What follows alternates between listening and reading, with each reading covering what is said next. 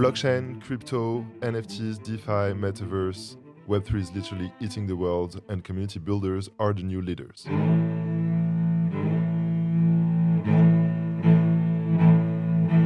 Hi everyone, I'm Bilal El Alami, co-founder of Pirates Lab, a startup studio fully dedicated to Web3 startups.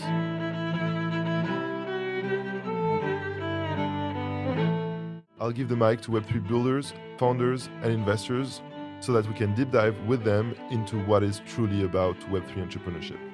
No conventional bullshit, only creativity, rebellion, and community-driven insight.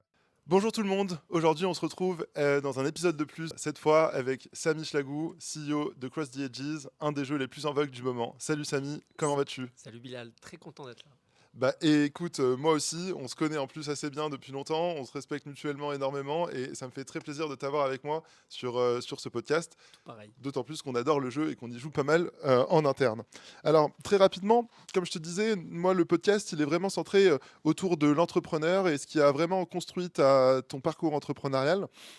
Donc la première question que j'aime bien poser, c'est raconte-nous un petit peu d'où tu viens en fait, où est-ce que tu as grandi, qu'est-ce que tu faisais dans la cour de récré en fait quand tu étais jeune ? Je suis né à Paris, j'ai grandi à Paris jusqu'au collège. Quand j'étais petit, j'aimais bien jouer aux cartes. J'ai commencé en fait très jeune, j'ai un grand frère qui faisait beaucoup de jeux de rôle. Et à l'âge de 9-10 ans, j'ai commencé en fait les jeux de cartes à collectionner, de type Magic. Et en fait, j'ai jamais arrêté. Le jour où je suis tombé dedans, c'est devenu une obsession en fait, d'en avoir beaucoup, d'en avoir plein, d'en collectionner, d'en avoir pas mal. Donc ouais, voilà un peu ma petite journée quand j'étais petit. En fait, j'aimais collectionner. Je n'étais pas trop sociable. Je restais toujours tout seul et je passais mon temps en fait à compter des cartes et à les ranger et à apprendre. Je prenais un Lotus Noir, c'est en fait un magazine où il y avait le prix des cartes et en fait mon jeu, c'était de mémoriser en fait le prix de chacune des cartes. Excellent. Pas grand chose, mais je faisais ça tous les jours, tout le temps. Alors moi aussi j'ai joué aux cartes Magic quand j'étais petit, j'ai eu une grande période, je les ai toujours ces cartes, mais comment est-ce que tu as jumpé de simple joueur amateur à collectionneur pro en fait ? En fait, quand j'avais 12 ans, enfin, je vivais d'une famille super modeste et pour gagner en fait un peu d'argent et pouvoir sortir avec les copains, j'ai commencé à travailler très jeune dans les marchés. J'ai fait ça en fait de 12 à 16 ans. Pourquoi je te raconte ça ? Parce que c'était super compliqué. Il fallait que je me lève à 5h30 du matin jusqu'à 1h pour gagner. À l'époque, c'était en France, 100 francs, l'équivalent de 15 euros. Et à l'âge de 16 ans, j'en avais marre, j'avais vraiment honte parce que toutes les filles de mon école me voyaient et je voulais vraiment faire un truc où je pouvais potentiellement gagner de l'argent. Et en fait, j'avais jamais arrêté les cartes et je me suis rendu compte que je pouvais gagner de l'argent en fait en faisant des échanges, en vendant en fait mes cartes au fur et à mesure. Et en fait, à partir de l'âge de 16 ans, j'ai transformé en fait ce plaisir, cette passion de jouer en travail. C'est devenu pour moi un vrai boulot. Tous les week-ends, tous les mercredis, je partais en fait dans les magasins, je faisais des échanges, j'avais des listes de cartes que je devais récupérer, que je devais revendre derrière. Et c'est comme ça en fait que j'ai commencé ma petite carrière en fait d'entrepreneur où j'ai commencé à acheter et vendre des cartes. Excellent. Et ça c'était, tu disais, donc jusqu'à quoi, 16, 18 ans Non, j'ai jamais arrêté en fait. Okay. En fait, j'ai jamais arrêté. Oui, J'ai commencé à 16 ans. Je me suis professionnalisé. J'ai monté ma première structure à l'âge de 20 ans avec un copain à moi. On est passé en fait de petits vendeurs à la sauvette où j'ai rencontré pas mal de gens de l'écosystème, c'est pas mal, à professionnels où on avait une entreprise et où on se déplaçait en fait tous les mois. On allait dans un pays différent et on achetait en fait et on revendait des cartes dans les tournois. Excellent. Une fois par mois. En moyenne, c'était 14 fois par an. Et on faisait en fait tous les continents. Énorme. Ouais. Ok, trop cool, trop les cool. Grands Prix, ça s'appelle. Et alors, avant de revenir un peu plus en détail sur ce que tu as fait entre tes 16, 18 ans et Cross the Edges, raconte-nous un petit peu qu'est-ce que tu penses qui a fait de toi un entrepreneur ? Quels sont les événements de ta jeunesse ou les gens que tu as rencontrés ? Tu vois, est-ce qu'il y a des advisors qui ont eu un impact sur toi ? Est-ce qu'il y a une figure paternelle, pas forcément ton père d'ailleurs, qui a eu une figure sur toi ? Moi, je dis souvent, tu vois, j'ai un oncle qui était ingénieur et c'est lui qui m'a infusé, tu vois, cet esprit entrepreneurial et d'ingénieur. Et donc, c'est un peu la première personne qui m'a construit dans mon parcours. Dis-nous-en un peu plus sur toi. Écoute, la première personne s'appelle François Auchard, que je remercie encore aujourd'hui, qui est dans le monde, qui est entrepreneur, qui est aujourd'hui dans le monde des cartes, c'est pas mal. Et c'est la première personne en fait à me faire comprendre que j'avais un vrai potentiel et que j'allais réaliser des grandes choses, en tout cas dans le monde des cartes. Il avait vu en fait comment en quelques jours, quelques semaines, quelques mois, j'avais réussi à avoir pas mal de cartes. Mhm. Et il m'a tout de suite incité et poussé à devenir meilleur. Et c'est le premier à m'inviter donc à venir en Angleterre parce que lui il était anglais et à commencer en fait à travailler donc mon anglais pour que je puisse en fait devenir Excellent. meilleur en anglais.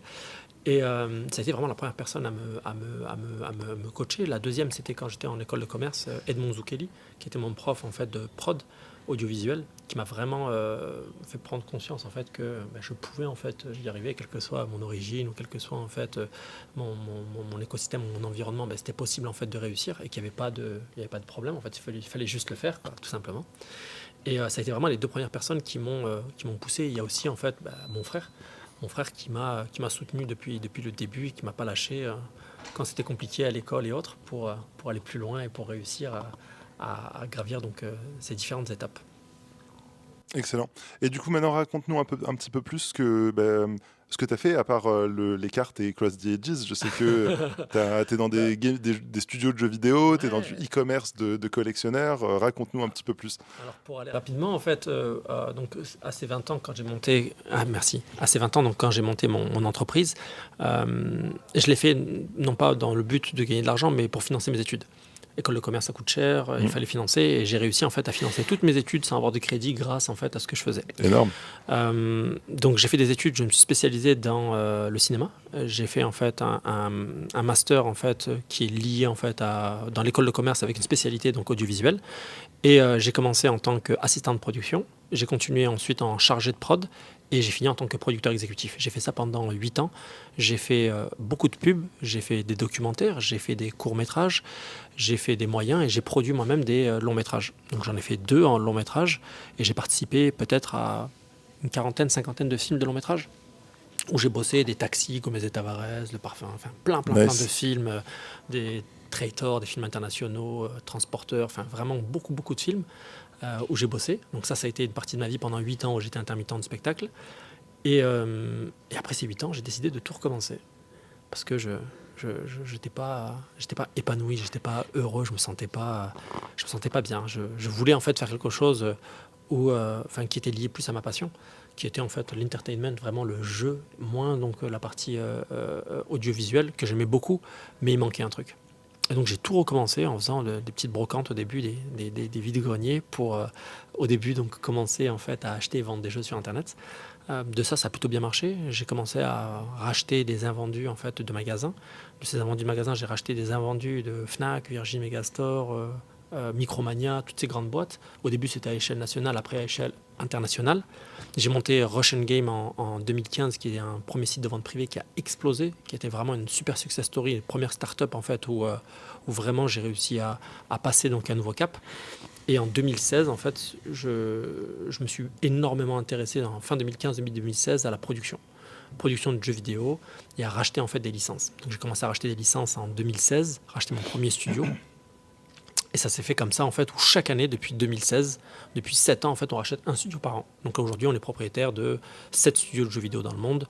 Donc au Brésil, en Thaïlande, au Japon, en Angleterre, en France, en Hongrie, où on a sorti pas mal de jeux vidéo, plus de 60 jeux vidéo sur des nouvelles consoles. Et on est propriétaire d'un peu plus de 200 IP de jeux vidéo. Donc Excellent. voilà ce qui s'est passé jusqu'à 2020.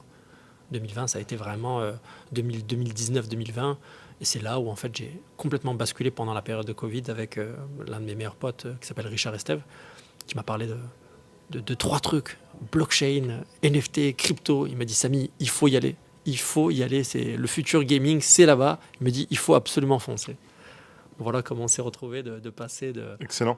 Alors moi je tiens à le dire parce que j'ai visité les locaux de Cross the Edges et de ta précédente boîte Ouais. qui rachetait les invendus et qui les revendait. Free Agent C'était Games. vraiment impressionnant. Il y a quoi, Merci. 4, 5 storage de 200, 250 mètres carrés qui sont... Il y a 13 storage dans la rue. Ok, On en a fait 4 ensemble. C'est des modules de 350 mètres carrés et on a à peu près 4000 mètres carrés en fait dans la rue. et 2000 mètres carrés quasiment d'entrepôt à Ouais. l'extérieur. Mais je tiens à le dire, moi je les ai vus et c'est impressionnant, quoi. Ouais, merci. T'es pas un collectionneur amateur, quoi. C'est archi professionnalisé. Et en termes de chiffres, à un moment, tu me disais que tu gérais peut-être 95% du volume qui passait sur Amazon, sur tous les collectibles en France. En fait, on a fait pendant 5 ans d'affilée, on était top vendeur sur Amazon. On faisait en moyenne, on faisait 2000 commandes par jour et on a un stock environ de 2 millions de jeux vidéo environ sur nos entrepôts. Donc ça nous a permis de couvrir beaucoup de la partie gaming, surtout dans la partie un peu vintage, parce qu'en gros, on s'est spécialisé pas sur les nouveaux jeux, mais sur les jeux intermédiaires. Donc Ok. en gros, quand la PS4 sort, tous les jeux de PS3, tous ces invendus, c'est nous qui les récupérions. Ok. Et c'est comme ça en fait qu'on s'est fait un nom et qu'on a pu proposer en fait beaucoup de produits à des tarifs qui étaient vraiment abordables. Excellent. Ouais, non, c'était assez impressionnant et j'ai beaucoup aimé la diversité en fait de ce qu'il y avait proposé.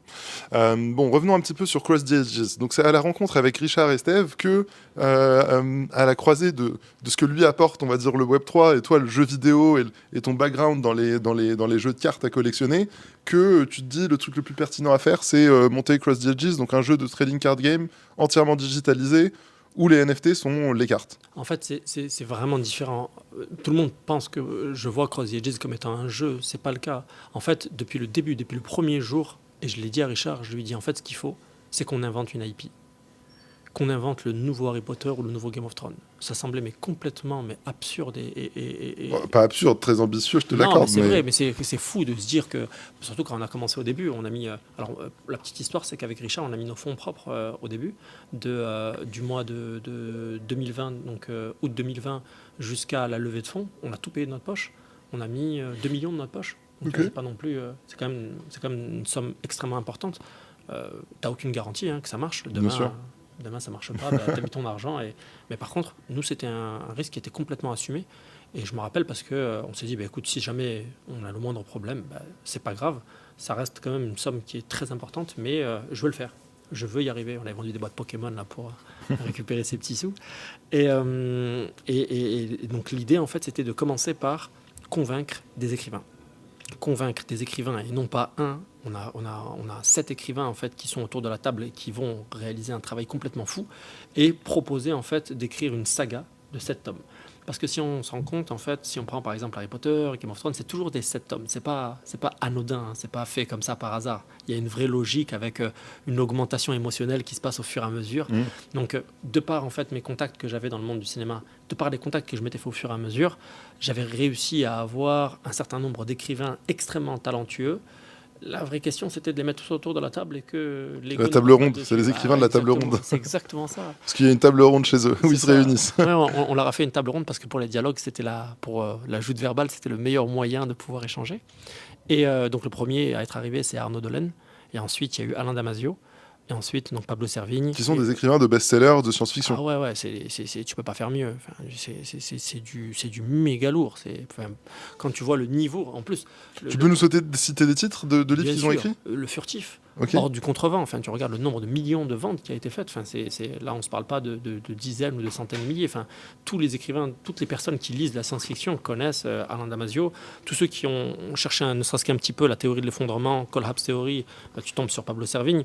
Et Arnaud Delaine, c'est un écrivain qui monte en puissance parce que le jour où je l'ai rencontré, tout de suite, j'ai vu en lui un potentiel de génie et qui a été donc bien sûr corroboré par tous les écrivains qui travaillent aujourd'hui, qui reconnaissent en lui un vrai talent. Lui, c'est un ingénieur de base et qui, en fait, a une manière d'écrire ou de raconter qui est vraiment géniale. Et donc, toute l'idée, c'est commencer par une histoire et créer, en fait, une attache émotionnelle forte. Créer quelque chose où les personnes qui vont évoluer dessus et vont évoluer dans cet univers-là, ils vont tout de suite avoir un repère, un marquage fort. J'aime à raconter, j'aime dire aux gens que c'est comme si on se parlait de Game of Thrones, mais avant la série télé. Au tout début, en fait, aux prémices. Et à partir de là, le TCG, c'est pour moi le meilleur champ d'application pour l'utilisation des NFT. Alors que les NFT, c'est pas qu'une image, c'est pas un GIF, c'est pas un son, c'est vraiment une multitude de choses. Mais pour du collectible, le NFT, le card gaming, c'est parfait, c'est le best match. Et du coup, on a commencé comme ça en disant voilà, on a les écrivains. Je suis allé voir pas mal d'artistes avec qui on avait travaillé. Donc on a réussi à en convaincre 1, 2, 5. quand on est passé, en fait, on a réussi à convaincre WLOP qui a refusé pendant des années toutes les collaborations, même Elon Musk, il a refusé tout le monde, il a accepté à travailler sur le projet. On a eu une accélération massive. Aujourd'hui, on a 110 artistes qui ont signé pour 10 ans, comme les écrivains. Et tu te retrouves avec un casting qui est quand même super fort et avec une bible graphique, visuelle qui est vraiment géniale et qui est assumée. Ça veut dire que Cross the Edges ne se passe pas sur Terre. Il y a un vrai parti pris avec la création d'un écosystème. Donc il ne faut pas copier un Blade Runner, il ne faut pas copier un autre univers ou un autre monde, il ne faut pas copier un League of Legends, il ne faut pas copier tel projet. Il faut réussir à avoir sa propre identité, ce qui n'est pas évident parce que tellement de choses ont été faites. Et surtout, tu pars avec un petit budget, parce que c'est pas avec ta petite levée de 12 millions que tu vas réussir à... Ouais, parce qu'après les fonds propres que vous avez mis, vous avez fait une première levée de 12 millions d'euros. Ça, vous avez fait rentrer 2021. Une soixantaine d'investisseurs 68 investisseurs, dont 5 publishers de jeux vidéo, qui sont rentrés donc dans l'aventure et qui nous ont permis de commencer à concrétiser tout ça, c'est-à-dire commencer à préparer ce qu'on appelle le plan. Le plan, en fait, c'est créer un univers donc transmédia avec différentes parties, c'est-à-dire qu'il va y avoir un roman, il va y avoir un comics, il va y avoir le premier des 4 jeux donc, qui a été annoncé, c'est le TCG. Le deuxième qui s'appelle Arise, c'est une exclusivité, c'est la première fois qu'on l'annonce. Excellent. C'est Arise, qui fait partie en fait de Reverse. C'est le open world. C'est le open world, ouais. En fait, on a décidé d'arrêter d'utiliser ce mot métaverse. On veut plus du tout l'utiliser. On veut vraiment créer quelque chose qui a du sens. Et c'est pour ça qu'on a créé ce qu'on appelle le Reverse. Le Reverse, en fait, c'est le miroir, en fait, le parallèle de notre monde, qui en fait nous permettrait de créer en fait de la valeur à l'intérieur et de la ramener dans notre vrai monde. Ok. Et c'est comme ça en fait qu'on a créé en fait ce concept du Reverse avec un jeu qui s'appelle Arise qui va sortir il sera prêt fin 2023 et il sortira courant 2024 et qui est complètement interopérable et lié au TCG. Ensuite, il y aura le MOBA qui sortira un an après. Et ensuite, il y a potentiellement un autre jeu qui n'a jamais encore été annoncé, Double Leak, qui sortirait donc derrière. Et l'idée, en fait, c'est de réussir à toucher tout type de personnes. Un TCG, c'est un jeu de niche. C'est un jeu qui reste un jeu de trading card game. Ça ne touche pas tout le monde. T'as beau aimer les TCG, ça ne touche pas tout le monde. Ça touche vraiment une toute petite partie. Mais ça va toucher quand même une bonne base de collectionneurs, une bonne base de joueurs. Et ça va te créer en fait un noyau qui va être très solide parce que les joueurs de TCG, s'ils accrochent, ils restent avec toi. Et c'est ce qu'on a fait en fait. Notre idée, en fait, c'était de réussir à toucher des gens, des joueurs qui allaient venir soit par l'influence du livre, soit par rapport aux comics, soit par rapport au contenu donc, de films, d'animation qu'on était en train de faire, soit par rapport à tous les différents contenus, et de créer une attache émotionnelle forte pour leur donner envie en fait, de découvrir l'histoire et d'aller de plus en plus loin. Et d'aller dans quelque chose qui avait du sens, parce que du coup, tu découvres un peu plus des personnages que tu aimes bien ou que tu n'aimes pas, et ainsi de suite, et tu rentres dans une certaine intimité. C'est ça que je trouve fort. 2 petites questions. La première, c'est comment tu définirais l'IP Cross the Ages ? Est-ce que c'est un univers animé de science-fiction ? Comment tu le décrirais ? Alors, c'est une très bonne question. C'est un univers en fait qui est à la croisée de fantasy et de science-fiction. C'est assez nouveau. Au début, quand on en a parlé, les gens me disent « Mais comment est-ce que tu peux marier de la fantasy et de la science-fiction ?» L'histoire de Cross the Ages se passe dans un autre monde qui s'appelle l'Artelium. On ne sait pas. On comprend en fait au fur et à mesure comment ils sont arrivés là-bas et on se rend compte en fait qu'ils ont énormément de problèmes similaires à ce qu'on a nous dans notre monde, des problèmes de pouvoir, des problèmes de ressources, des problèmes qui sont liés donc soit à la géopolitique, soit aux problèmes humains. Et donc du coup l'idée c'est que au fur et à mesure de leur histoire, leur monde s'est fragmenté en 2 morceaux, une partie en fait qui a cherché autre chose que la technologie et une autre partie en fait qui s'est complètement lancée à fond dans cette partie science-fiction.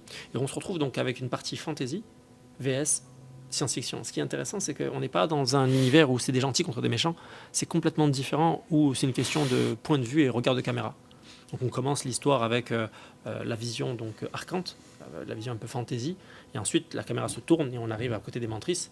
Et donc du coup rapidement on s'est retrouvé avec une communauté qui a commencé à prendre parti en disant moi je suis un pro mentrice, moi je suis un pro arcante. Et au fur et à mesure tu as des gens qui viennent d'arriver, qui commencent à découvrir le Rift et qui disent en fait moi je suis ni l'un ni l'autre, moi je suis plus dans le Rift. Et au fur et à mesure donc les gens vont commencer à prendre en fait leur parti par rapport à ce qu'ils vont découvrir et surtout ce que eux ressentent. Donc on est vraiment à la croisée de 2 univers. D'où vient le nom Cross the Ages ? Un rêve. En gros, en fait, quelques années avant, de découvrir, de commencer ce projet, c'est la première fois que j'en parle. J'ai rêvé en fait du logo 2 ans avant de commencer ce Le logo est incroyable. et en fait, il est lourd de sens. Il représente tellement de choses. En fait, quand je l'ai vu la première fois, ça représentait un A ici. Ici, c'était un T au milieu, c'était un A. C'était Across the Ages. Et quand j'ai fait mes recherches, je me suis rendu compte qu'il y avait un bouquin qui s'appelait Across the Ages qui parlait en fait de science-fiction. Je me suis dit, mais je vais pas sortir un bouquin qui s'appelle Across the Ages. Et on est resté quand même sur le même logo et on a décidé en fait de traverser le temps. De cette idée en fait que le temps, on pouvait en fait créer quelque chose qui pourrait en fait rester sur du long terme. Parce que il n'y a que les écrits qui restent sur du long terme et qu'on voulait réellement créer quelque chose qui a un impact et qui a en fait une résonance, en tout cas vis-à-vis de tous les gens qui allaient découvrir en fait cet univers-là au fur et à mesure. Donc Cross the Ages, pour moi, c'était une évidence que c'était quelque chose qui allait arriver et c'était drôle que ce que j'avais vu dans ma tête, je comprenne en fait au fur et à mesure que c'était ça en fait. C'était rigolo. Excellent. Non, c'est plutôt bien trouvé. Et aussi utiliser la blockchain, le fait que tout reste dans la blockchain, c'est à vie. Pour rebondir sur ce que tu dis, cette idée, en fait, c'est quand j'ai découvert la blockchain, c'était l'élément, la pièce manquante pour nous. C'était réussir à donner l'ownership aux joueurs. C'est juste fantastique. Tu changes tout, tu changes de paradigme, tu joues un jeu, tu donnes de la valeur aux joueurs, tu leur fais gagner en fait de la valeur en donnant leur temps. Le temps devient en fait, tu peux créer en fait une valeur grâce à ce temps que tu as dépensé dans le jeu, et ensuite tu peux être propriétaire de ces assets. Tu en fais ce que tu veux, tu peux louer, vendre, tu peux faire tout ce que tu veux avec tes cartes. Là où dans un jeu classique, l'expérience elle est plaisante, mais rien ne t'appartient. Tout à fait. Qu'est-ce que je voulais te demander d'autre? Alors, oui, je disais dans l'introduction que vous étiez un des jeux les plus en vogue du moment. Est-ce que tu peux rappeler quelques KPI que vous avez qui sont d'ailleurs impressionnantes? C'est vrai que par rapport Il y a combien de NFT en circulation depuis le début, depuis le premier Là, NFT? aujourd'hui, on est à 780 000 NFT. 780 000 Incroyable. NFT qui sont en circulation. Quel autre jeu a vendu 780 000 NFT? Il y en a. Il y a Golden Chain qui a fait beaucoup de NFT. Après, ils étaient là bien avant nous. Après, il n'y en a pas tant que ça. Ce qui est intéressant à comprendre, c'est comment ça se fait que ça ne s'est pas cassé la gueule et surtout comment on a réussi en fait à générer. Donc, on a généré donc, sur le marché secondaire quasiment 10 millions de ventes. Sur le marché primaire, peut-être l'équivalent de 7 millions depuis le début, ce qui est quand même relativement énorme par rapport aux conditions de marché.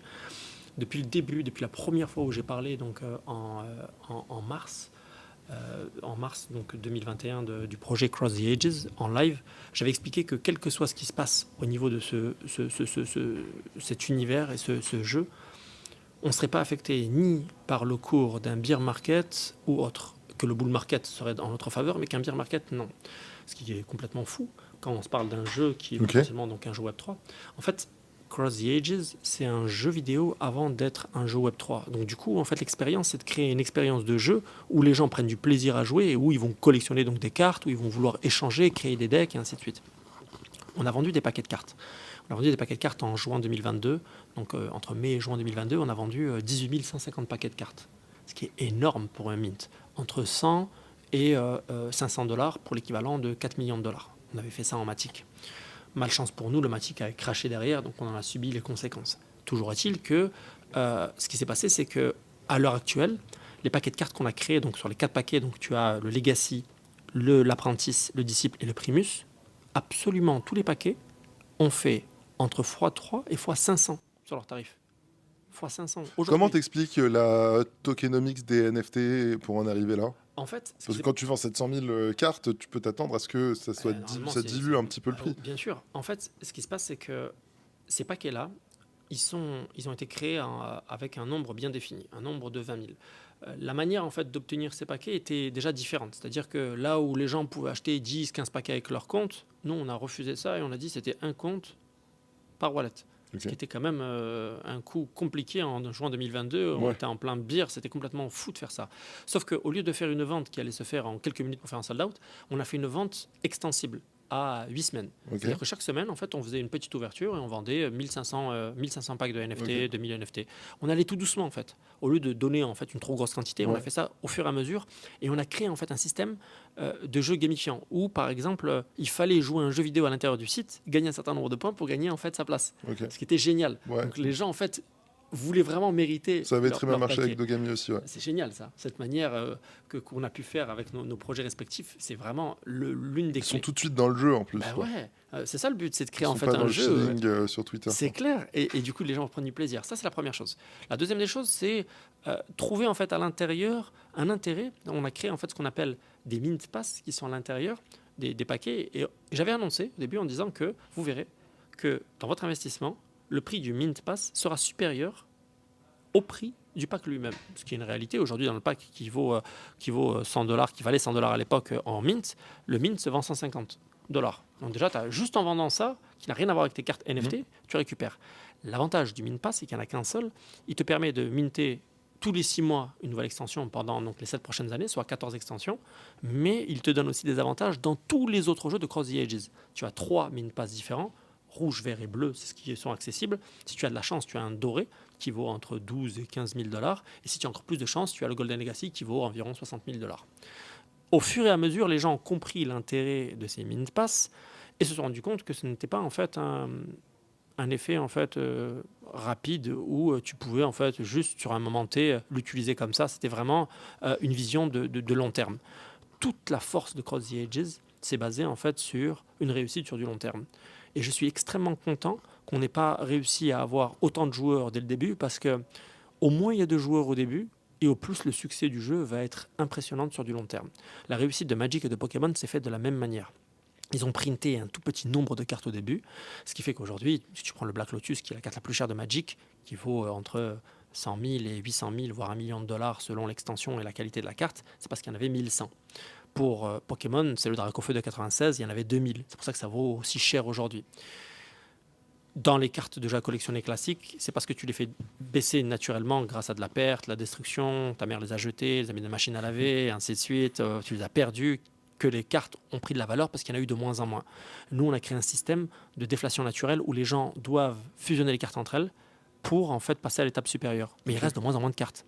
Et en fait, au fur et à mesure qu'on fait ça, il y a de moins en moins de NFT, il y a de plus en plus de joueurs, et c'est ce qui va faire en fait faire monter en fait la courbe au fur et à mesure des cartes qui vont arriver. Chaque extension n'est disponible que pendant 1 an dans le jeu. Tous les 6 mois, il y a une nouvelle extension qui arrive. Après en fait cette extension, il n'est plus possible pour un joueur de minter les cartes. Tu as aucune obligation quand tu joues à Cross the Ages. Tu peux gagner des cartes gratuitement. C'est des cartes qui sont digitales au début. Tu peux les transformer en NFT pour un coût qui est un coût symbolique $1 tout le temps. Tout le temps, c'est $1 pour transformer sa carte de digital à NFT. Et à partir de ce moment-là, si tu as passé ton année, si tu as même 10 000 cartes mais qui sont toutes digitales, tu pourras toujours jouer avec, mais tu ne pourras pas les louer, tu ne pourras pas les vendre, tu ne pourras pas les merger dans le futur qui va arriver. Okay. Donc tu as toujours en fait tu as des saisons où il faut être actif, quoi. Okay. Ouais, il y a un système aussi où au fur et à mesure du jeu, tu vas te rendre compte que il y a des cartes qui sont mergeables mais intersaisons. C'est-à-dire que des cartes de la saison 1 sont mergeables avec la carte de la saison 3. Excellent. Et en fait, ça va faire baisser au fur et à mesure le nombre de cartes. 2 questions. Un, qui vous a aidé à construire cette tokenomics des NFT et à la fois du token? On peut en reparler parce que le token, il est aussi très... il est plutôt bien construit. Enfin, je veux dire, c'est complexe, entre guillemets. Même pas au mauvais sens du terme.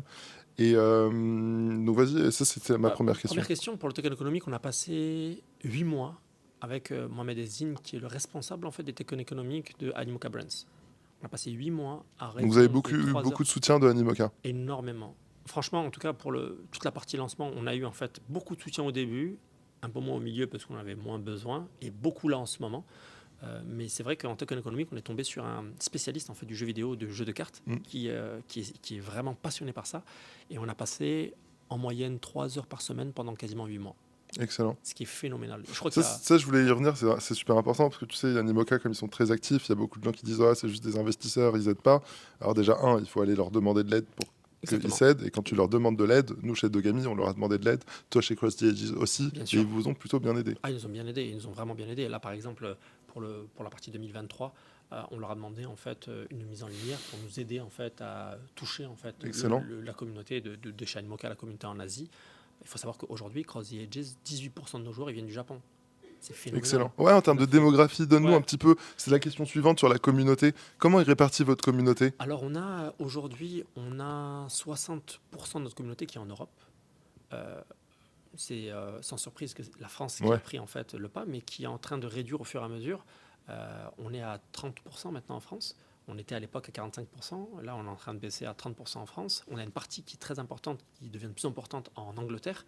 L'Italie, l'Espagne et l'Allemagne sont en train de devenir des pays qui commencent réellement à compter pour nous, qui sont plus que 3 ou 4% maintenant. On a 18% qui est au Japon maintenant. On a 7% qui est en Corée. Ça nous fait 25% qui sont En là-bas. Asie, ouais. On a personne en Indonésie. En Ok. fait, on n'a pas du tout fait de communication sur des pays comme l'Inde, l'Indonésie, le Vietnam, la Thaïlande. On a vraiment très très peu de joueurs dans ces pays-là. On a une petite partie qui commence à devenir importante à Singapour et en Chine. C'était vraiment les marchés qu'on target. Et on commence à avoir un marché qui est naissant aux États-Unis, qui est l'un des plus gros marchés au monde. Donc États-Unis et Canada, qui deviennent en fait de plus en plus importants. Donc on a vraiment ciblé des pays Tier 1. Donc l'idée en fait c'est de le faire en 3 étapes. On commence par des pays avec un fort potentiel d'investissement, en tout cas de joueurs investisseurs. Ensuite on va toucher des pays comme le Brésil qui sont des pays extrêmement intéressants et importants en termes de nombre de joueurs. Et ensuite on touchera en fait d'autres pays comme la Thaïlande, le Vietnam, qui sont des pays très très bons en termes de compétition, qui rapporteront moins en termes de possibilités pour la société de pouvoir s'épanouir et s'étendre, parce que la société, elle doit générer en fait un chiffre pour pouvoir continuer à avancer. Mais par contre, en termes de joueurs, ça permettra en fait d'avoir de plus en plus de joueurs dans la communauté Cross the Edges. Et est-ce que c'est là où les 5 publishers que tu as fait rentrer dans la token sale rentrent en action? Ils sont rentrés en action tout récemment. En fait, nous, on avait une ambition bien précise, c'était d'avoir en fait des publishers qui allaient être aussi partie prenante de l'univers. C'était pour mettre de l'argent et récupérer des tokens. Même eux, ils n'étaient pas forcément intéressés pour faire ça. Nous, on voulait vraiment avoir une partie prenante, donc en créant des crosses avec les publishers, et surtout dans différentes parties. Certains publishers vont tout de suite rentrer dans pas très longtemps à faire une annonce assez importante pour la partie TCG. D'autres vont rentrer dans Arise et d'autres rentreront dans la partie qui est liée donc au MOBA qui sortira dans 2025. Mais chacune des personnes utilise on travaille avec eux pour des plans qui sont bien précis, avec une idée vraiment précise de ce qu'on veut faire avec eux. Alors, est-ce que tu peux préciser ce que c'est exactement le MOBA? Oui, en fait, c'est un... Parce que ça fait 2 fois que tu en parles, on n'a pas vraiment précisé le truc. C'est vrai, désolé. Donc, le type de jeu MOBA, c'est des jeux comme League of Legends. Ok. Donc, l'intérêt, en fait, c'était de créer des jeux où les gens, Bien sûr. il y a déjà un très grand pool de gens. En fait, il n'y a rien à inventer. Il suffit de regarder le top 20 classement des jeux et de regarder ce qui marche le plus. Le gameplay, les mécaniques, Exactement. bien sûr. Mécaniques de jeu. On a pris un parti qui était fou dans Cross the Edges, c'était se lancer dans le TCG, qui est, à mon sens, le jeu le plus complexe qui existe. C'est que des maths. C'est que des maths, c'est que des formules, il ne faut pas se tromper. Chaque chose que tu touches d'un côté, il faut remettre de l'autre côté. C'est vraiment la chose la plus complexe, c'est le TCG. Ensuite, créer des jeux, donc monde ouvert, des jeux à monde ouvert, des jeux un peu de type Fortnite, World of Warcraft. C'est des jeux qui sont acceptables en termes de complexité. C'est des jeux qui coûtent cher, mais qui sont acceptables en termes de complexité. Pourquoi? Parce qu'il y a beaucoup de challengers et beaucoup de choses qui ont été faites et qui marchent. Et en fait, là, pour le coup, on va utiliser ce qui marche et on va mélanger ce qu'on a, nous, déjà fait et créer en fait cette interopérabilité où les gens pourront utiliser les mêmes NFT qu'ils avaient donc dans le TCG et réutiliser toujours la même chose avec le même token. Excellent. Et utiliser tout pareil pour ne jamais être lésé et surtout avoir un gain de temps. Donc un joueur qui viendrait du TCG va gagner beaucoup plus de temps que quelqu'un qui va découvrir le jeu pour la première fois. Ok, évidemment. Qu'est-ce que je voulais dire? Donc tu nous as parlé un petit peu là des futures sorties de ton jeu. Revenons un petit peu sur toi en tant que fondateur. Je sais que tu as des routines assez particulières. Enfin, moi aussi j'en ai, mais il faut qu'on les partage. Mais avant de parler des routines, qu'est-ce que tu as trouvé dur, toi, quand tu as jumpé dans le Web3? Tu venais pas du Web3. Quand on a parlé pour la première fois, tu n'avais pas forcément d'expérience. Tout est allé assez vite. Raconte-nous un petit peu ce jump. Le Web3, c'est vraiment dur. Il n'y a pas de roadmap dans le Web3. Toute ma vie, moi, j'ai été habitué à travailler sur des roadmaps que j'ai respectés, où j'annonçais la sortie de jeux, où je savais exactement ce qu'il fallait faire dans la production. On produit des jeux physiques, on sait quand ça sort, on sait quand le jeu arrive, on sait quand on fait nos tests, tout ça, on sait le faire. Quand on est arrivé dans le Web3, on s'est rendu compte que la roadmap, en fait, elle servait à rien. Alors, elle était intéressante parce qu'il fallait dire aux gens qu'est-ce qu'on allait faire. Le problème, c'est qu'il y a trop de contrariétés et trop de champs qui sont pas maîtrisable de notre côté. Au niveau de la blockchain, tout est nouveau, on est en cours d'apprentissage. Et je me rappelle quand on s'est rencontrés au début, c'est quand même un univers où il faut tout faire. On doit tout faire tout seul depuis le début. On doit trouver les bons partenaires, on doit faire notre on doit absolument tout gérer de A à Z avec des contrariétés qui sont beaucoup plus élevées que ce qu'on peut avoir dans le monde du gaming où tout a déjà été éprouvé. Et quand on arrive dans quelque chose qui n'a pas été éprouvé, il faut tester. Il faut tout tester. C'est-à-dire que ce soit le moindre influenceur avec qui on va travailler, la moindre campagne, la moindre... En plus, on est quand même dans un milieu qui est vraiment hostile. Les joueurs de jeux vidéo qui représentent le plus grand pan, ce qu'on nous on cherche à séduire, ils ont une image qui est extrêmement mauvaise du Web3. Ils voient ça comme du scam, comme du Ponzi. Et qu'est-ce qu'on peut leur dire? Comme la financiarisation du jeu vidéo. C'est vrai. C'est vrai, c'est dur parce que en fait, on doit se battre et pour juste dire, écoutez, je vais vous dire quoi, que moi c'est bien, mais les autres c'est pas bien. On peut pas partir sur un discours comme ça. Alors, ce que je trouve vraiment génial dans le Web 3, c'est cette bienveillance commune qu'on a. On a la chance quand même d'être des entrepreneurs où on n'est pas si nombreux et on se connaît la plupart. Et on s'aide tous mutuellement, et c'est pour ça qu'aujourd'hui tu me donnes cette chance, cette opportunité de pouvoir parler en fait de Cross the Edges, et c'est de ça dont moi je suis le plus fier, c'est que on a cette chance qui est incroyable de se dire que on a quand même des partenaires qui sont à l'écoute, qui ont les mêmes soucis que nous, avec qui on peut travailler, échanger, partager en fait nos problèmes et essayer donc ensemble d'avancer. Pour répondre à ta question, ma routine, c'est je me lève généralement à 5h30, 6h max, 5h30 généralement tous les jours. La première chose que je fais, en fait, c'est que je prends mon téléphone et je regarde ce qui s'est passé dans les réseaux. Je lis en moyenne pendant 1h30 tout ce qui s'est passé. Avant, je lisais tout. Maintenant, c'est en diagonale parce qu'il y a trop de messages. Ouais. Mais je regarde en fait ce qui se passe dans tous les réseaux. Mais ça, c'est important pour les founders, en fait. Et moi, je me souviens, Sébastien Borget nous le disait aussi quand on commençait Dogami. Genre, le premier community manager, c'est toi. C'est clair. Non, mais c'est clair. Non, mais c'est trop important. En plus, on véhicule quand même la marque, notre marque. Hein. Que ce soit pour Pirate Labs ou pour Dogami, que ce soit moi pour Cross the Edges, les gens, on est quand même au devant de la scène. Que ça se passe bien ou mal, on va prendre tout et après nous, on devra dispatcher avec les équipes. Mais la réalité, c'est que on s'en prend plein la tête. Alors quand c'est bien, c'est top. Mais quand c'est bien, c'est plutôt naturel que ça soit bien. C'est plus quand c'est mal, et c'est souvent quand c'est mal où les gens disent écoute, ouais, on n'est pas content pour ça. On est quand même dans un pays où on aime bien râler, où la critique elle est quand même relativement facile. Mais la réalité, c'est que c'est beaucoup plus complexe que être un... Ouais, on s'en rend compte, hein, c'est pas juste être entrepreneur. Hein. Il faut avoir les boyaux qui sont solides. Donc ma routine, c'est de me lever à 5h30, lire jusqu'à 8h. Généralement, je suis devant mon téléphone. Donc jusqu'à 7h, je fais mes mails. Jusqu'à 7h, je lis tout. Et de 7h à 8h, je regarde les mails. Généralement, je prends le temps de déposer ma fille à l'école. Et ensuite, je commence ma journée. Et ma journée, elle finit à... Je sais pas moi, elle doit finir à 20h en temps normal, plus le temps après où je bosse des fois la nuit, entre minuit et 2h.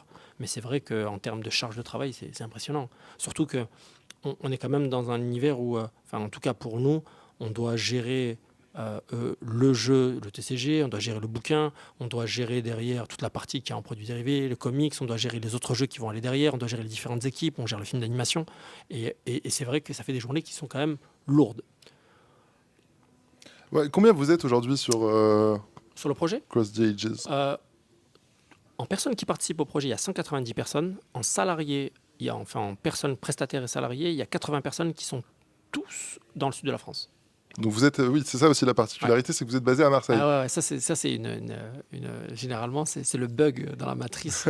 Personne ne comprend pourquoi on est dans le sud. En fait, l'avantage qu'a le sud, c'est que en termes de possibilités pour nous, on a pu faire quelque chose qu'on ne pouvait pas faire avant. Surtout en termes de locaux. Étant nous propriétaires en fait de plusieurs locaux, on a pu en fait récupérer tout ce qu'on avait déjà. Toute notre stratégie, toutes nos personnes en marketing, toutes les personnes qui ont travaillé avec moi, en fait, elles sont dans le sud. Et c'était trop complexe pour moi de quitter ma vie en fait, de sudiste pour arriver dans le nord pour lancer Cross. Et du coup, en fait, la règle, elle était de proposer en fait, aux personnes de venir habiter dans le sud. Donc notre COO qui était en Corée est venu s'installer donc, à Marseille. Notre directeur artistique qui était de Shanghai est venu à Marseille. Nos devs, on a des devs qui viennent d'Ouzbékistan, d'Italie. Excellent. Ils sont tous venus s'installer à Marseille. Ils habitent tous à Marseille. Et il y a vraiment, je pense, sérieusement, hein, dans l'équipe, je pense qu'il y a 70-75% de gens qui ne viennent pas de Marseille et qui habitent à Marseille maintenant. Au final, c'était un très très bon move. Et en plus, tu avais un time to market top parce que après le Covid, tout le monde avait voulu partir de la capitale et beaucoup sont allés dans le sud à Marseille parce que c'est quand même on y vit très bien On n'est pas à Marseille. loin. On n'est pas Donc, loin. et c'est quoi? C'est 3 heures C'est en 3 TGV? heures. C'est Je suis, super je suis rapide. venu en TGV ce matin, j'ai mis 3 heures. Le temps d'envoyer 2-3 mails. Enfin, j'étais arrivé, ça va trop vite. C'est aussi compliqué que d'aller à Nice ou à Cannes en voiture de Marseille que de prendre le train. Si tu regardais rétrospectivement depuis le début de Cross the Edges, qu'est-ce que tu referais? Je dis pas forcément sous-entendu que tu as fait quelque chose de mal et que tu le ferais différemment, mais plutôt où est-ce que tu penses que tu aurais pu gagner du temps si tu avais eu de l'information ou quelle est la morale en fait que tu veux partager avec les entrepreneurs qui nous écoutent quand ils sont au début de leur projet? Elle est complexe cette question parce que c'est vraiment dur. Aujourd'hui, si je devais refaire des choses, il n'y a pas grand-chose que je referais. Parce que les erreurs qu'on a pu faire, elles nous ont permis d'en être là où on en est aujourd'hui. Et je suis vraiment reconnaissant d'avoir pris du temps pour faire ces erreurs-là. Par exemple, si on était arrivé trop tôt, si on avait lancé le token, par exemple, on aurait subi une destruction, mais comme sans précédent. Donc au final, en fait, ce qu'on a eu de mal nous a permis au final d'avoir quelque chose qui est bien et de pouvoir créer notre communauté. Aujourd'hui, moi, si j'ai un vrai conseil à donner aux entrepreneurs, c'est de prendre le temps. On est dans un secteur qui est tout nouveau, c'est de se faire accompagner. Aujourd'hui, ce que vous faites, c'est incroyable, parce que vous permettez en fait à des gens d'être accompagnés. Moi, j'aurais bien aimé avoir un Pirate Labs à côté de moi quand j'ai commencé pour gagner du temps, parce que mine de rien, on a quand même passé des mois et des mois à essayer de trouver la bonne blockchain, à trouver les bonnes personnes dans le Web3, à trouver en fait comment l'écosystème, comment tu l'as dit toi-même, hein, je suis arrivé, je connaissais rien du tout. Ça, ouais, ça, j'aurais bien voulu le refaire. Avoir quelqu'un qui m'épaule, avoir quelqu'un qui me soutient et qui me donne la main, ça aurait été incroyable. Mais c'est vrai qu'à ce moment-là, Pirate Lab, ça n'existait pas. Donc, du coup, avoir quelqu'un qui nous aide et qui nous soutienne dans toute la partie Web3, c'est tellement important que c'en est même la base. Ensuite, pareil, la même chose hein, pour la partie stratégie et la partie en fait marketing. C'est pas le même marketing hein, qu'on a à faire dans le gaming. Et donc, du coup, c'est vrai que c'est bien d'avoir en fait des gens qui ont déjà eu l'habitude de travailler avec des boîtes Web3, avec des boîtes en fait qui sont entre mi-chemin entre le Web2 et le Web3 pour gagner du temps et pas avoir en fait à essayer plusieurs prestataires différents. Et ouais, et donc du coup, ce que je disais tout à l'heure, parce que j'ai commencé mais j'ai pas fini au niveau du conseil pour les entrepreneurs, c'est super important que vous preniez le temps de faire les choses bien et surtout de ne pas vous précipiter parce qu'il faut le faire pour le faire. Si ça doit prendre du temps, ça doit prendre du temps. Un bon jeu, ça nécessite de bonnes années au moins de production, de préparation, un bon GDD et une bonne préparation. Ça ne sert à rien d'aller trop vite pour sortir un produit trop rapidement. Ça, c'est vraiment la base. Et après, derrière, le truc le plus important, c'est de créer un lien fort avec sa communauté, Bien créer sûr. un lien émotionnel fort. Aujourd'hui, nous, on a l'IP, donc, qui est Cross the Edges, mais on a aussi la partie roadshow. Donc, on a créé en fait une série d'émissions Ouais, où chaque semaine, ou toutes les 2 semaines, en fait, on explique un peu plus les dessous des coulisses et on raconte en fait l'histoire de Cross the Edges, mais d'une manière où les gens ne l'avaient jamais vu. On va prendre 2 personnes, à chaque fois différentes, et il va y avoir des témoignages de leur parcours, de ce qu'ils ont vécu, de ce qui a été dur pour eux, des contrariétés qu'ils ont pu avoir, ou même des challenges qu'ils ont eu à relever, ou des bons moments. mm, Et ça permet en fait de créer des liens forts, non pas qu'avec Samy, ou avec tout Quentin, à ou fait. avec Ching, mais avec toutes les gens de l'équipe, et on se rend compte que Cross the Edges, comme une autre société, c'est une team avant tout. Et c'est une team de plusieurs personnes qui sont tous ensemble et qui ont le même but. Exactement. Ouais. Bah ouais, le Web3 est très, entre guillemets, égalitaire et très collaboratif. Et donc, en effet, tout à l'heure, on disait que le founder de sa boîte, c'est le premier community manager. Complètement. Mais ça, c'est ce qui permet de créer la relation avec tes stakeholders, qui sont aussi tes joueurs, tu Bien vois, qui ne sont sûr. pas juste tes joueurs. Ouais. Et c'est super intéressant, parce que c'était ma question suivante. Comment tu fais pour que ce soit pas que toi qui sois au contact de la communauté, toi en tant que founder? euh, Est-ce que les managers de Cross the Edges sont aussi investis dans la communauté que toi? Comment tu les as incités à être aussi investis dans cette communauté? Et puis maintenant, encore une fois, un layer encore plus macro, euh, comment est-ce que tu deviens global en fait? Comment est-ce que tu deviens global sans perdre cette proximité? Il y a un point qui est important et que j'adore souligner. Ma vraie fierté, ma vraie réussite aujourd'hui, c'est que sur les 80 personnes qu'on a dans Cross the Ages, c'est les 80 mêmes personnes. On n'a jamais eu de départ. Aucune démission. Excellent. Pas de turnover chez nous. Pourquoi? Parce qu'en fait, on a une marque de fabrique qui est bien spécifique. Euh, Savoir s'éclipser et savoir laisser la possibilité aux gens de s'exprimer, c'est le nerf de la guerre. Bien sûr. Ça sert à rien de vouloir tout faire et de vouloir se mêler de tout. C'est débile. avoir en fait une vision d'ensemble, c'est très important. Vouloir contrôler les choses, c'est pas une bonne chose. Et c'est pour ça qu'en fait, j'ai pris des personnes qui avaient la capacité de comprendre leur domaine et qui avaient un fort lien empathique avec leur équipe. Tous les managers et tous les responsables en fait de poste chez nous sont extrêmement empathiques et ils ont un lien fort en tout cas avec leur équipe. Par exemple, je sais pas, on a tous les mardis, on a le petit déjeuner Cross the Edges. On a 2 fois par an, on a le voyage Cross the Edges. On va avoir les anniversaires. Tous les anniversaires sont souhaités, mais vraiment pas souhaités, juste le souhaite. On fait quelque chose pour tous les anniversaires de tout le monde. Ça prend du temps, ça demande de l'orgueil. Culture d'entreprise. La culture d'entreprise, c'est la base. Tu viens chez nous, tu as vraiment l'impression que les gens ils jouent, quoi. Ils ont une table de ping-pong, ils ont un baby, il y a tout pour jouer. Et pourtant, tu sens que derrière, ils sont bien, et c'est ce fait qu'ils se sentent bien, qu'ils ont envie en fait, d'aller beaucoup plus loin. On a en fait 4 types de personnes chez nous. On a ceux qui travaillent entre 35 et 40 heures. Ensuite, on a ceux qui sont à 50 heures. On a en fait ce qu'on appelle le premier carré. C'est des gens c'est des cadres qui sont en moyenne à 65-70 heures. Et tu as le carré d'or, on appelle ça, c'est entre 80 et 110 heures semaine. 110 heures semaine, c'est complètement délirant. Je dis, mais tu leur as donné quoi aux gens? Je dis, en fait, ils sont tellement investis dans ce qu'ils font que les heures, en fait, c'est même plus devenu je fais des heures, c'est ils le font parce qu'ils doivent le faire. De toute façon, la seule possibilité pour nous de pouvoir exister, c'est de travailler beaucoup plus que tout le monde. Tout à fait. Je leur dis, la réussite, c'est votre réussite. Si on réussit, c'est vous. Si on échoue, c'est nous. Donc à partir de ce moment-là, il faut qu'on trouve en fait le meilleur moyen pour que ça soit juste, raisonnable, que ce soit pas trop, que ce soit pas toujours les mêmes personnes qui subissent, mais et de donner en fait la possibilité à chacune des personnes de pouvoir s'exprimer. Ce qui a permis à plusieurs personnalités de la boîte d'apparaître. Et donc du coup aujourd'hui, Cross the Edges, c'est pas Samy, mais tu vas voir des gens qui vont dire c'est Quentin, c'est Dounia, c'est Ting, ça va être Mathieu, ça va être Gabriel, ça va être Nathalie, ça va être telle et telle personne qu'ils ont déjà vu dans une émission, ou parce que on est tous différents et qu'on va plus se refléter et se retrouver chez telle personne que sur une autre. Et après, comment tu fais pour être global, pour répondre à ta deuxième question?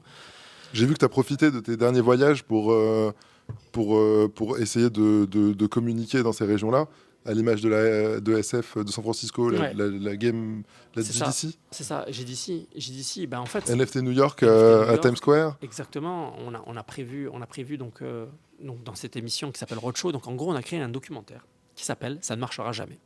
L'histoire, c'est une histoire vraie. C'est au tout début, quand on a commencé donc, le projet, juste un peu avant la levée de fonds, avec Richard, on s'est dit que ça serait bien en fait de tout consigner, de tout filmer, parce qu'on avait des calls qui étaient un peu compliqués, un peu complexes, et donc on allait réussir en fait à tout garder. Et c'est vrai qu'au début, quand on a commencé à en parler, on me dit mais attendez, c'est très ambitieux, mais vous pensez vraiment que ça va être possible?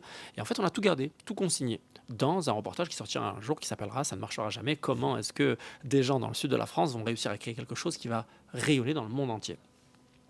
De ça, on s'est dit que avant de sortir ce documentaire-là, ça serait peut-être bien chouette de créer en fait cette série qui s'appellerait Roadshow et qui permettrait à tout le monde de voir un peu ce qui se passe au fur et à mesure. Et donc on a prévu donc du mois dernier jusqu'à fin septembre 15 déplacements dans différents pays. Donc on va aller en Pologne dans quelques semaines, on va aller à Lisbonne, donc on va aller au Portugal, on va aller en Corée, on va aller au Japon, on va aller à Singapour, on va aller en Chine, on va aller un peu partout et on va en fait créer du contenu à l'intérieur de ces pays et on va raconter à chaque fois une nouvelle histoire et qu'est-ce que Cross the Edges a fait dans ces endroits-là. Donc par exemple à New York, on a privatisé une partie de Times Square avec des écrans un peu partout.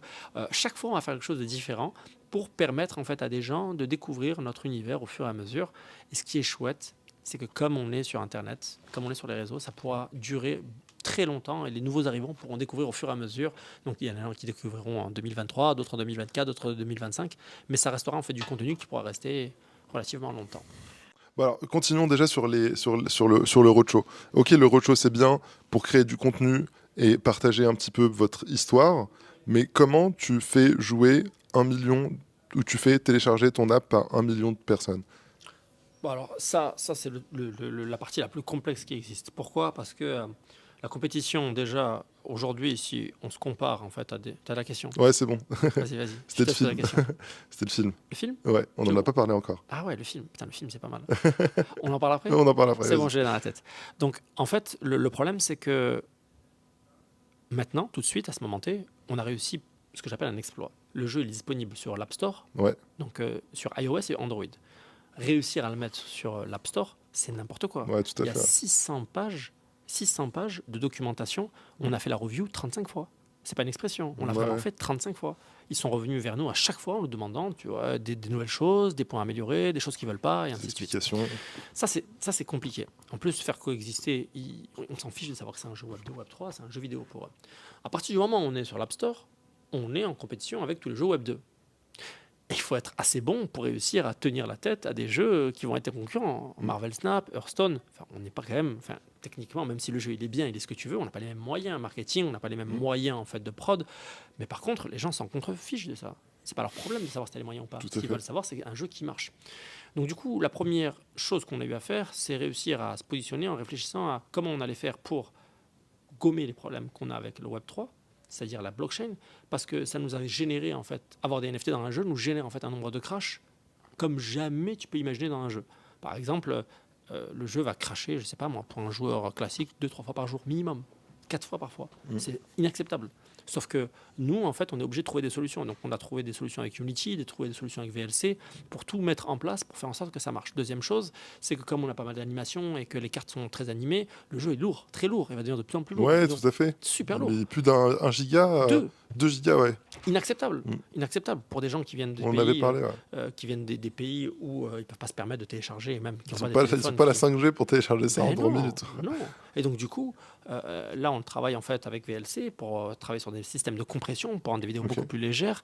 Et donc du coup, on a des nouveaux challenges mais qui à la base n'existent pas pour des jeux Web 2. Ouais. Et donc ça c'est la première étape pour réussir à faire en sorte que derrière, tu vas pouvoir en fait créer un moyen intéressant et intelligent pour faire télécharger les gens. Si tu y arrives tout de suite et que tu mets ton argent dans le marketing et dans la promotion, tu ne peux que te casser les dents. Pourquoi ? Parce que l'expérience, elle est mauvaise. Elle sera mauvaise. Aujourd'hui, on a 4,9 de notation, 4,8 et 4,9, ce qui est phénoménal. Nice. Mais parce que on n'a pas trop communiqué. Si on avait trop communiqué, ça ne serait pas se passé comme Mais ça. c'est ça que j'ai adoré chez toi, et tu le disais tout à l'heure, c'est vraiment être patient, ne pas se précipiter, et tu as vraiment retenu les chevaux pour être sûr que quand tu sors le jeu, C'est une parce que bombe. la première impression, c'est la dernière. Et c'est clair. C'est clair. Tu peux être que déçu au final. Bah, en plus, tu n'as pas que ça à faire. Aujourd'hui, on est dans une société de consommation, on n'a pas le temps. Enfin, tu dis, ouais, le jeu, il est bien, ainsi de suite. Tu arrives, tu comprends pas. C'est comme notre tuto. On a un tuto qui est bien, mais il est weak. Il n'est pas du tout comme il devrait être. Mais on le sait. Le problème, c'est que comment on fait quand tu n'as pas le temps de tout faire en même temps. Donc, ce qu'on fait, c'est qu'on a priorisé en fait les différents points. On dit, on va le mettre sur le store, on va sortir la collection, on va sortir ça. Et on va y aller au fur et à mesure. On s'est fait une vraie roadmap qu'on essaye de respecter donc, au mieux possible. Et après, on a tous les points qui ne devaient pas tomber, qui vont arriver au fur et à mesure. L'idée pour nous, c'est de le faire en plusieurs étapes. Et ça m'arrange personnellement qu'il n'y ait pas trop de monde d'un coup, parce que ça nous permet de monter en puissance. Aujourd'hui, on a quand même 5 à 6 000 utilisateurs uniques Par jour.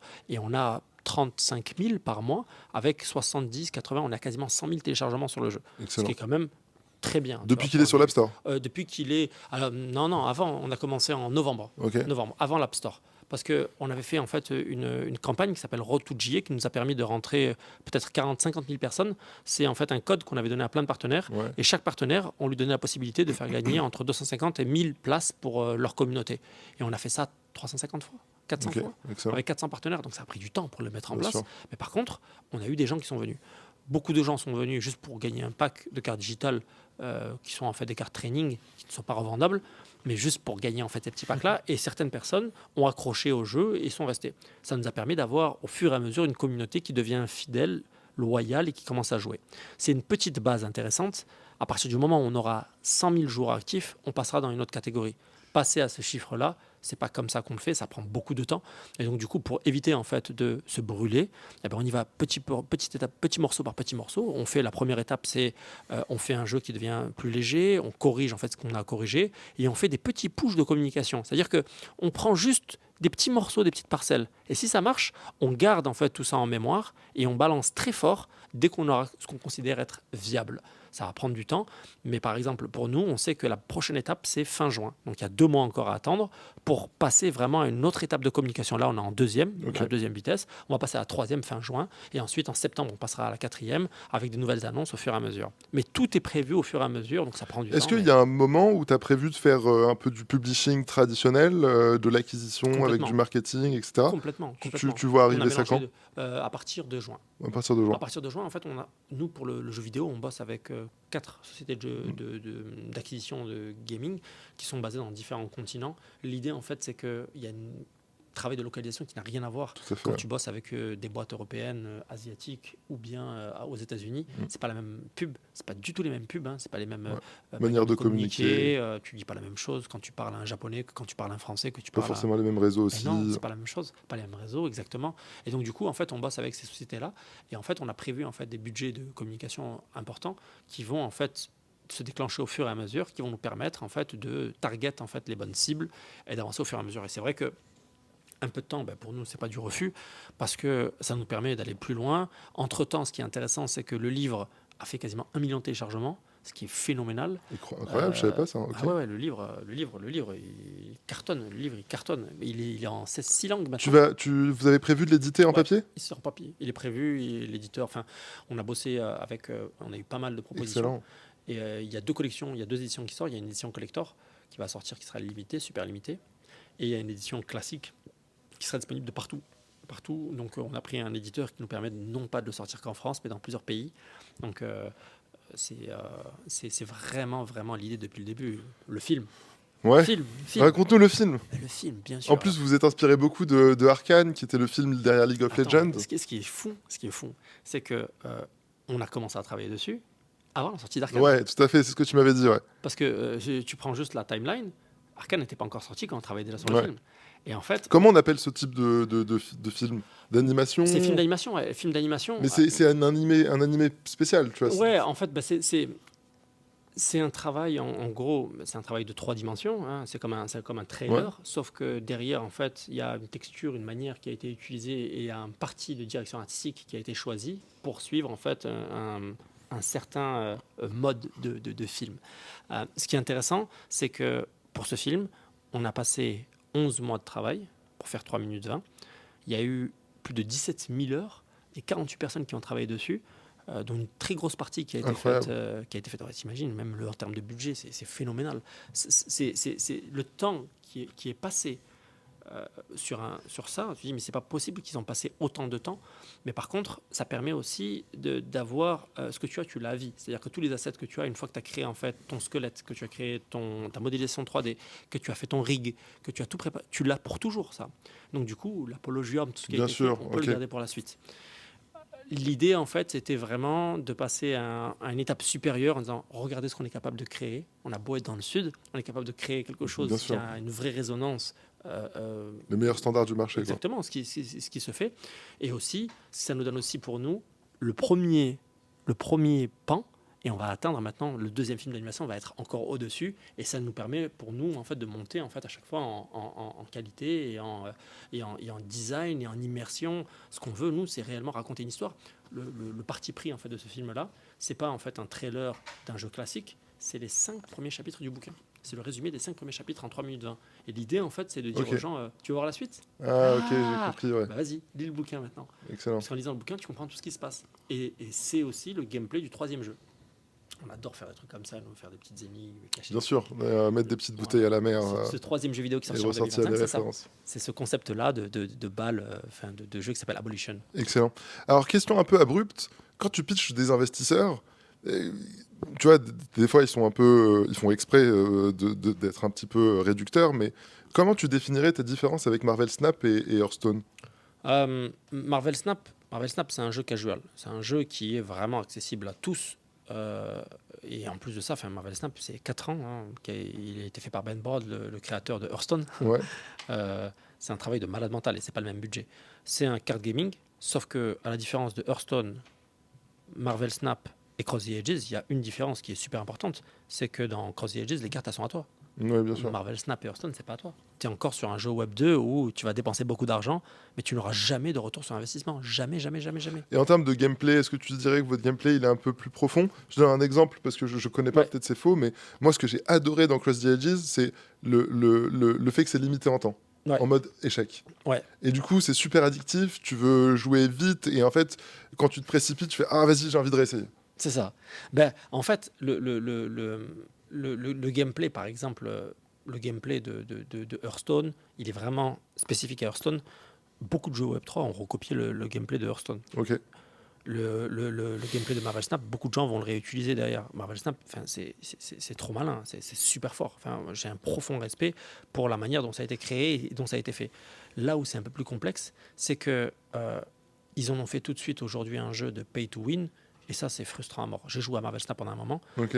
Quand je me suis rendu compte en fait, qu'avec de l'argent, je pouvais avoir des cartes que j'aurais jamais pu avoir et que ça changeait complètement mes résultats parce que je pouvais monter les decks que je voulais. Bon, Crossy Edges, c'est vraiment l'opposé. Tu peux être riche, avoir tout ce que tu veux. Tu sais pas jouer, tu sais pas jouer. Enfin, tu pourras gagner quelques matchs Ouais. avec des bonnes cartes, mais tu te Ouais, feras je vois ce que tu veux exploser dire. par des mecs qui... C'est exactement ce que tu as dit, comme dans les échecs. Dans les échecs, en fait, tu n'as pas besoin d'être riche pour gagner aux échecs. Tu as besoin d'être malin et de poncer le jeu. Ouais. La force de Crossy Edges, c'est un jeu qui est facile à comprendre, enfin, facile à appréhender, mais très très dur à maîtriser. Là où les autres jeux, il va y avoir beaucoup de RNG et beaucoup, tu vois, de hasard où tu vas acheter en fait cette potentielle chance de gagner, ce qui est quand même frustrant. Tu vois, quand tu veux faire de la compétition, enfin, j'arrive pas à imaginer moi de la compétition sur Marvel Snap. J'ai vu d'ailleurs que tu as lancé des tournois, là, des Ouais. tournaments. Ouais, on a lancé des tournois. Ouais. Alors l'idée, c'est que là, on a prévu quand même $1 million de dotation cette année. Excellent. Tu vois, et on va les donner. Donc le but pour nous, c'est de redonner en fait une partie de ce qu'on a gagné et de donner en fait aux joueurs en disant, vous savez quoi, vous avez poncé le jeu, vous allez gagner de l'argent grâce à des tournois qu'il va y avoir des tournois quotidiens, des tournois mensuels, des tournois hebdomadaires, des tournois par trimestre et des tournois intersaison avec des gros championnats qui sont prévus. Avec un tournoi, t'es fatigué, hein. Excellent, excuse-moi. Avec des gros tournois qui sont prévus en physique, en réel. Excellent. Où les gens en fait vont gagner leur place, leur qualifier pour faire des tournois en réel avec d'autres Et joueurs. en fonction là des différentes factions, tu vas Ouais. aussi faire des tournois internes aux factions. Alors en fait, en gros, tu peux donc au fur et à mesure, il va y avoir de plus en plus de guildes, hein, il y en a plusieurs aujourd'hui, mais il va y en avoir de plus en plus, et donc les personnes pourront représenter en fait effectivement donc la guilde qu'ils ont choisie. Est-ce qu'il y a une stratégie e-sport un peu plus élaborée que juste des tournaments? Est-ce que tu veux convaincre, par exemple là-bas on a Gamers Origin, est-ce que tu veux Ouais. qu'on aille les voir et qu'on leur dise de monter une équipe? Parce Ah qu'il ouais, moi, y en je a suis qui chaud. jouent. Moi je suis chaud, ah, bien sûr. Moi le but c'est que pour incentiver des gens, pour incentiver en fait des groupes, il faut que derrière il y ait quelque chose à y gagner. Hein, on vient pas parce qu'on aime bien le jeu, d'accord, mais c'est important qu'il y ait en fait un investissement financier qui arrive derrière, qui soit relativement important par rapport au temps qui est passé dessus. C'est une équipe en fait, parce qu'il va y avoir des tournois par équipe. Bien sûr. Ce qui est intéressant, c'est de se dire, ok, je sais pourquoi je joue. Potentiellement, si j'ai ma place 1, 2, 3, je peux gagner tant. C'est ce qui me permettrait en fait de devenir joueur pro du jeu. C'est pour ça qu'on met des dotations qui sont relativement importantes, voire très importantes, pour inciter tous les pro players à avoir une vraie vie et une vraie carrière dans Cross the Edges. Donc ça, c'est vraiment pour nous la base. Et encore une fois, je vais voir Gamer Origin et tous ces gens à partir du mois de juillet, où on aura une version qui sera ce que je considère être bonne et où les gens vont prendre énormément de plaisir à jouer dessus, sur un téléphone où ça crachera pas, où ils n'auront pas en fait de contrariété, parce que c'est vrai que c'est rageant et c'est pas plaisant d'avoir un jeu qui a des dysfonctionnements. Malheureusement, ces dysfonctionnements, ils sont pas de notre ressort et on travaille en fait en profondeur pour pouvoir être sûr de réussir à corriger ça dans les jours, semaines à venir et mois pour les points les plus complexes. Alright. Alors, quelques questions rapides avant de finir. Vas-y.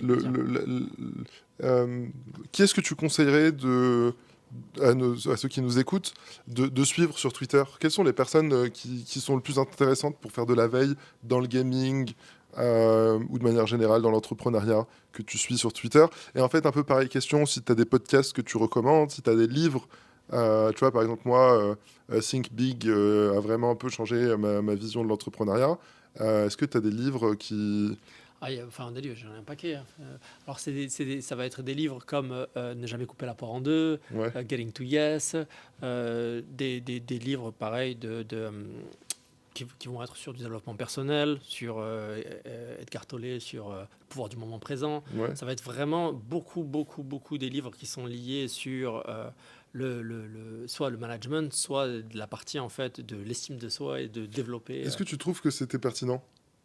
Ces livres-là? Ouais.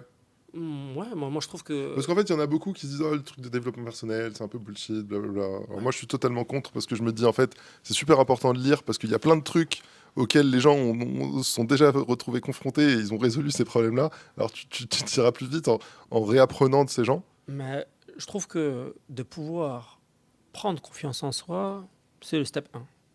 Si tu n'as pas confiance en toi, tu peux pas y aller. Et parfois, en fait, tu as besoin en fait, de le lire et de le voir en fait ailleurs et de le comprendre ailleurs. Par exemple, si tu prends Robert Greene et que tu J'adore. prends en fait Robert Greene, 33 lois de la stratégie. c'est génial. Euh, 48 lois du pouvoir. 33 lois du pouvoir, ouais, Ouais. excuse-moi. Tu vas avoir le livre qu'il a fait aussi avec 50 Cent. Il a fait un vidéo avec Ah ça, ouais, je il est savais pas ça. phénoménal, 50 Cent. Il est Excellent. phénoménal. Parce que Robert Greene, il en a fait 3. Il a fait les 33 lois du pouvoir, les 33 lois du sexe et les 33 lois de l'argent ou un truc comme ça. Il a fait les 48 lois du pouvoir.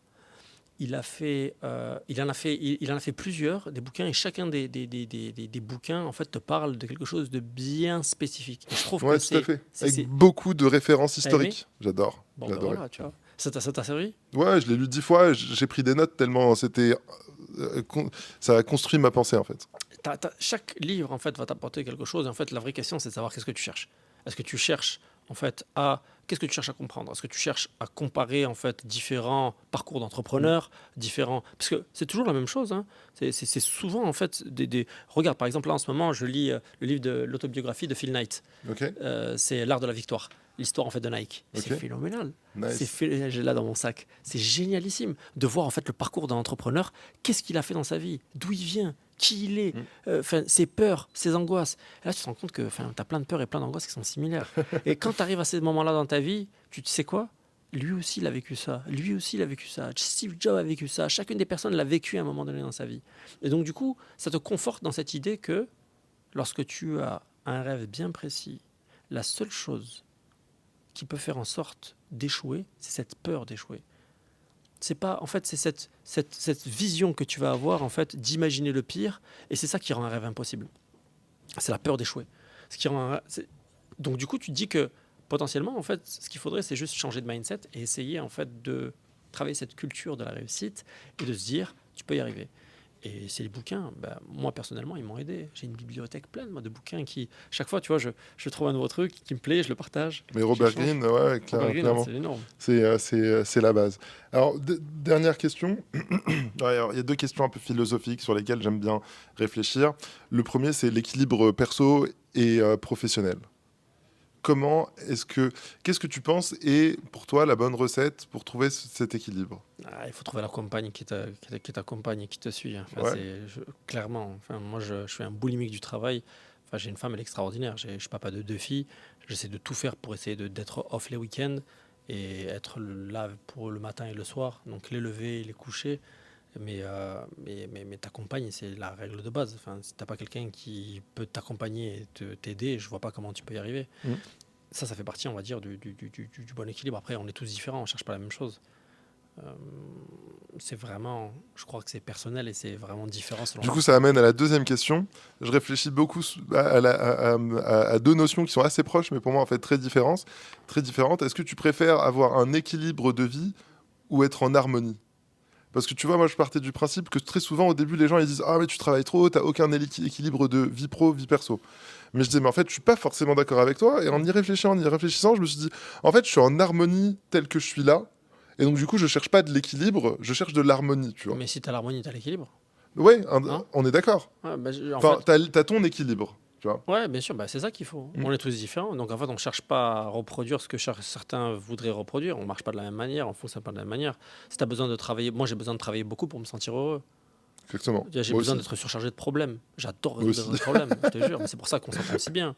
C'est parce qu'on a des résonances qui sont communes. C'est bizarre, vous cherchez les problèmes. Moi, j'en veux pas des problèmes. Moi, je veux pas en avoir. Moi, ça me passionne parce que je me sens inutile sinon. J'ai besoin en Bien fait sûr. de trouver, on va dire, et j'adore trouver des solutions à des problèmes complexes. Surtout quand tu as trouvé, tu étais content. C'est waouh, j'ai trouvé, tu vois. Exactement. Bon, merci Samy, c'était super de pouvoir échanger avec Merci toi là beaucoup. pendant cette petite heure. Merci. On pourra encore continuer d'échanger pendant très longtemps, mais merci d'être venu dans les bureaux pour enregistrer Merci ça. beaucoup. Je sais que ça fait 6 mois que je te dis je vais venir à Marseille pour enregistrer ce podcast, La honte. La honte. Ah, il a fallu que je vienne à Paris pour mais tourner le podcast. on fera la deuxième édition après le full lancement du jeu en septembre à Marseille, promis, Cool. avec une belle vue. Trop bien. Et on en mettra plein la vue à tout le monde. En attendant, je te souhaite plein de réussite dans Cross the Edges. Moi aussi, je te souhaite vraiment le meilleur. Je souhaite qu'on puisse continuer à rester soudés et liés comme on l'est depuis le début. Et comme je te l'ai dit, hein, si tu as besoin de quoi que ce soit, nous, on sera toujours là, comme vous l'avez été pour nous. Donc, merci infiniment Pareillement, de je t'en cette prie. mise en lumière et de ce moment passé ensemble.